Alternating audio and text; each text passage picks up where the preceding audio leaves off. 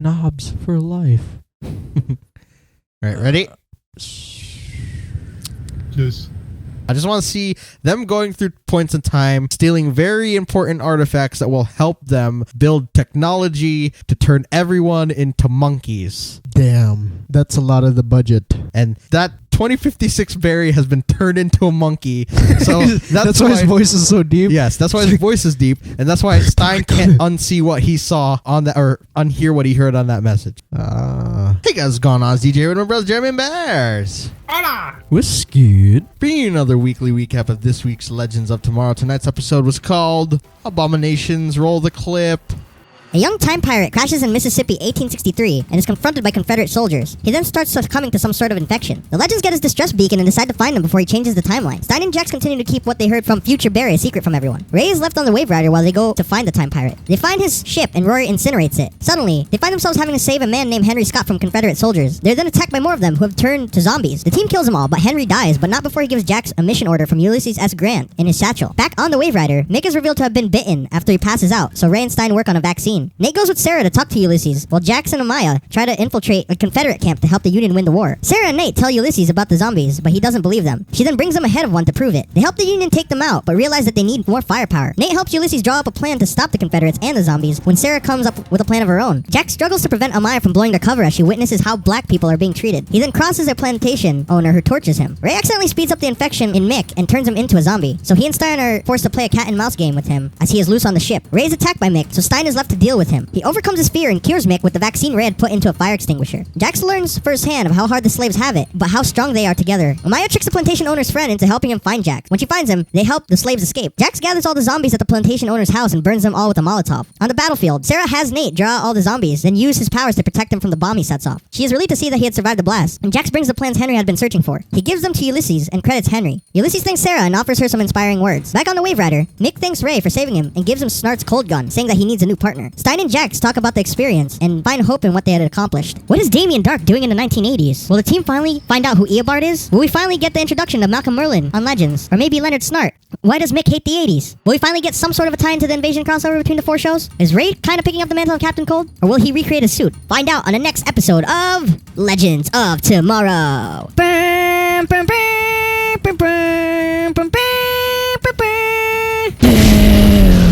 Okay, so one sentence. Zombie Mick at your service. Nice. That's perfect. That's pretty much it. Confederate zombies with a chance of zombie Mick.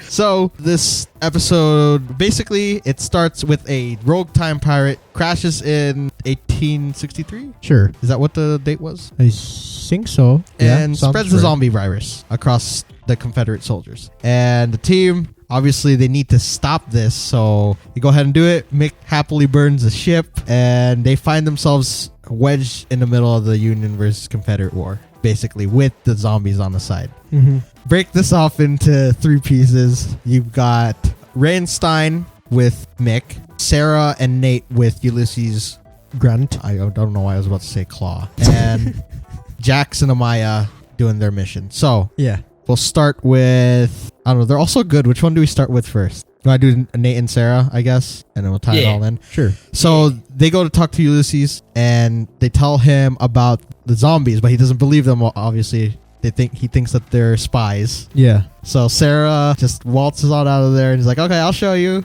Brings back a head of a zombie, and then he believes them. Mm-hmm. And they try to get rid of the zombies, but they realize they're running out of ammo to fight them and the Confederates. And I think that's pretty much it for their interaction up until the end there, right? Yeah.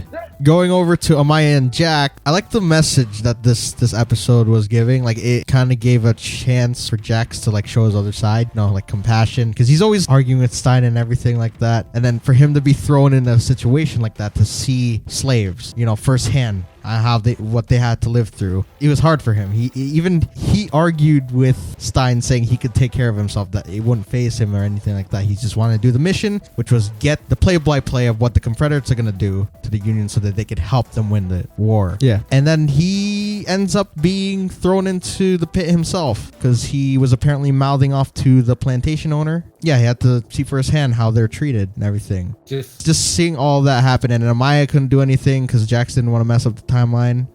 I feel weird whenever I see certain points in time like this. Like in general, this whole episode. Yeah. Like whether it is Sarah Lance in leadership role, which is fine. I freaking love it. I love the fact that Sarah Lance is the leader of the group. But realistically, back in like the 1800s, if she would have tried what she did, they would probably slap her and tell her to get back to the kitchen. Yeah.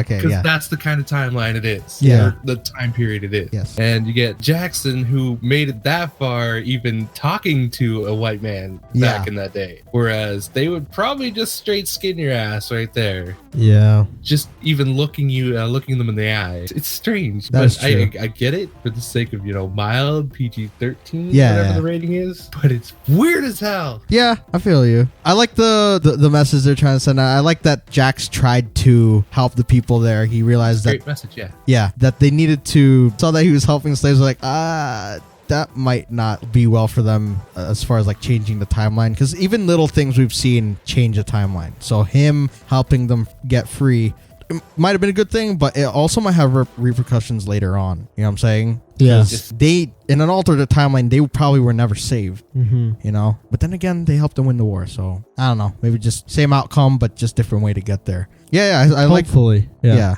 Hopefully. I like how Jax was like the smart one though in that situation. Like he tried to make sure Amaya didn't slip up. Yeah. And then we have the most hilarious interaction, which was between Mick, Stein, and Ray up in the ship because Mick got bitten. And that was the first time I seen Mick actually like get scared of something. Yeah. It's just so hilarious. Like, don't let them make me into a zombie. And then Ray does the opposite. Turns him. I got you, bud. Speeds up the process. Yeah. And he turns into a zombie within seconds. How did you guys insane, like dude. that part? That was like. I found the ship part is hilarious. Yeah, it was. The horror mock-up. Very comical. Freaking hilarious. Stein was really funny this episode. He's just. Don't say it. Don't say it. If he was unconscious, Ribbon, why isn't he here? Ray didn't get bit, did he? No. Just got knocked out. Yeah, Why he wouldn't he got bite knocked him? out. But yeah, Stein eventually overcomes his fear because he's left alone to deal with Mick. Sprays him with the extinguisher filled with that vaccine. Yeah. And then they, Mick just, his eyes in that moment just tell the whole story. Remember what he looked like? Was I about to kiss ya? Yeah, that part was awesome. And then the ending. They get the plans to Ulysses, kill off all the zombies in a really cool fashion because Sarah had that awesome plan to have Nate basically be underneath a whole pile of them and then just like... Suicide bomb. Yes, but he survived. Yeah. Yes. And they actually did good to the timeline. This And just did, and zombies are now part of the Confederate War. This happened, America. This is your history. Oh no. before they leave, Ulysses gives Sarah some inspiration. Inspiration. Yeah, inspiration via Inspiration. because Nate. Encarnacion. Only people that watch Nacho Libre Not would true. get that. Yeah. Okay. Continue. Sorry. Because Nate felt like she needed to hear it from somebody to move on. That she needed to just... things happen. She needed to make the tough decisions. She needs to be able to move on from them. And then they go to the ship. Ray and Mick have formed an alliance. What did Ray do? Or what did Mick do? Sorry. I need a partner. That's awesome. Yeah, that voice was awesome. What else did you say? I'm giving you this gun. How do you guys I don't think he said that, but he gave him a gun. Yeah. How do you Which guys was feel when he gave him Snart's gun, yeah. cold gun? I don't know how to feel. It's like, is Palmer gonna start using the freaking a cold gun? He gets too full of himself. He starts dressing like Snart. Just like Starts talking like him too. the episode that he comes back is when Ray decides to dress up like him. Yeah. No. But yeah, I think it's cool that Mick, he's usually very tough. He doesn't show any sort of sympathy or anything towards anybody, but he has some sort of camaraderie with Ray. He saved his ass a bunch of times. Yeah. And I guess, this is his way of repaying Ray, even though he thinks he's making a big mistake at the same time. So is it going to be cool seeing both of them wreck shop, I guess, together? Haircut and heat wave. Yeah, those are just so different from each I know. other. Then you got Stein and Jax who kind of talk about the experience because Stein sensed what he was feeling through the whole entire ordeal. And Yeah. then we got that music playing. And they still felt like they accomplished what they needed to, that they needed to always have hope, move forward, and help where they can. And I think that's pretty much it, right? Yes. Just What were you guys' favorite parts? the horror mock-up horror film that happened on the ship. I like that. I like the suicide bombing. Yeah, that was pretty cool. Of Nathan. Yeah, his face was just like, okay, this is probably, please steal on, boom. That was pretty epic. That ending with Ray and Mick. Yeah. I like that. What did you get as a preview, Bears, if you got one at all? I didn't get it. Okay. I didn't do the preview thing. Okay, imagine Liberty City. Yeah, is it Liberty City? Grand Theft Auto? Yeah, which one? Liberty City is PS2? Yes. Yeah. Oh no, Vice City. Sorry. Vice City. Yeah, Liberty City is GTA 4. That's Yes. that's New York. Yeah, So basically, Vice City, to the tune of "And I ran so far." That's what next episode's gonna be. Basically, they're going to the 80s to stop Rex's killer. So Damien Dark and Eobard are gonna be making their appearance next week, Yeah. and Ray and Mick. are I having a just fun died time. in your arms tonight. I hate the 80s. So they're listening to that in the car, Bears, and then he just slams the radio because he hates that song. Yeah. God, why does Mick have to be so relatably cool? That is entire. I work at a weld shop with a bunch of old people. Yeah. Yeah. And that is entirely my day. Listening to old 80s music. Yeah. God, just because you grew up with it doesn't mean you have to embrace it. So you hear that song all the time. It must We have grew up been with something One Direction doesn't mean we good. like it. Come on, people.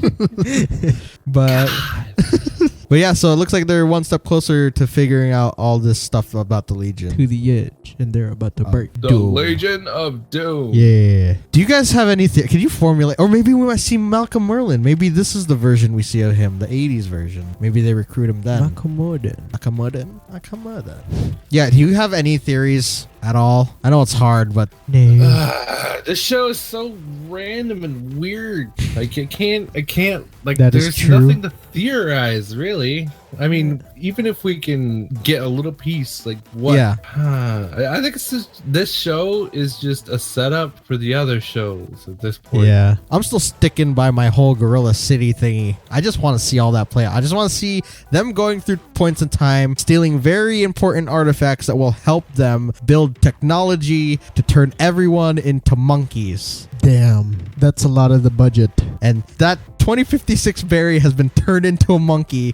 So That's why his voice is so deep. Yes, that's why his voice is deep, and that's why Stein can't unsee what he saw on that, or unhear what he heard on that message. Because all we know is that they played it over, and he's probably But like, that'd be so like funny to see everyone as monkeys. well, that's what the Legion of Doom did. Grodd established it in the comics, And and then- it's basically protection for villains, Yeah. right? And he had them steal important things throughout like time, space, whatever, like different eras or whatnot. And he said it was to make something powerful for all of them, so that they can all enhance abilities they had, tech that they had, and everything. Yeah. And in reality, he just wanted to turn everybody into monkeys. Wow. Now, I'm just saying, that's such a long shot, but that's just my crazy DC theory mind going. How would you guys react to seeing everybody getting turned into monkeys if that were to ever happen? I mean, thinking about it now, like you guys said that this show is crazy, so why not? Like, why not step it up that notch? How would you feel, though? Why not? Why not? I'd be okay with it. Why are you, Bears? I Be couldn't weird. Take like if everybody just started turning into monkeys in the show, I would not be able to take it seriously. I would just start laughing my Super ass off speed over how monkey. ridiculous it just gets at that point. It's happened in the comics. It's happened in the animated. It's happened. I've seen it, and the whole taking over the world thing is like, there has to be something deeper for me as far as the show goes. I know this monkey thing is like crazy, and I would definitely be dying to see it. You know, not dying to see it, but I would be dying laughing. See, Oh, I it. would watch the hell out of it, but Yeah. I can't. Like, it would just be like one of those. This is happening right It's like now. Grodd is just walking around the city with a gun. It's just like pap, pap, pap, and everyone's just turning into monkeys. I'd be like, that's it. Just jump the shark, ladies and gentlemen. Oh man, but it'll be cool to see what they do if they bring in Gorilla Grodd, because I really want to see Grodd City and Gorilla City, and I want to see Solivar and all those people. I just really want to see this whole Legion of Doom together because we're already halfway through the season. So we'll see, I guess. You guys have anything else to say? No. Legends of Tomorrow versus Legion of Doom. Yeah, that sounds so cool. So, with that being said, you guys go leave your comments down below on what you thought about the episode and leave your theories of what's to come. If you enjoyed, please leave a like. Aim for the head. Yeah. Zombies. You know, it's kind of important. You got to destroy the brain. Or you could just come check out my channel, Act207. Forget the zombies. You got Agents of S.H.I.E.L.D. It's awesome. Check it out. Be sure to check out our creators' co as well as social links down below. And don't forget to leave your hashtags for this week. Hashtag Legends versus Zombies. Hashtag I totally forgot Easter eggs. So let's do that real quick if you guys caught any. Colonel Sanders. Yes. Walking Dead. Yes. That's it. He called him Marty. Marty, yeah. But Back to the Future. One of the slaves knew that Amaya was a warrior of Zambezi. Yes. What could that mean? Well, it's like that's where they came from. It's where the Vixen lineage started. Oh, okay. And I forgot to ask you guys, what do you rate this? Did we do that? No, we didn't. Oh, shoot. Yeah, what do we rate this? I'm going to say what I said earlier. I'm going to just give this haircut and heat wave out of 10. Nice. The new duo. I'm going to give this one a 28 Legends later. Nice. I give this 10 zombie mix out of 10. There we go. Nice. Back to hashtags. Hashtag Legends vs. Zombies. Hashtag... Make the zombie. Hashtag... What else? I got nothing. Those are good hashtags for me. If you got any other hashtags, leave them in the comments down below. And with that being said, we'll see you guys in the next one. Bye. Bye.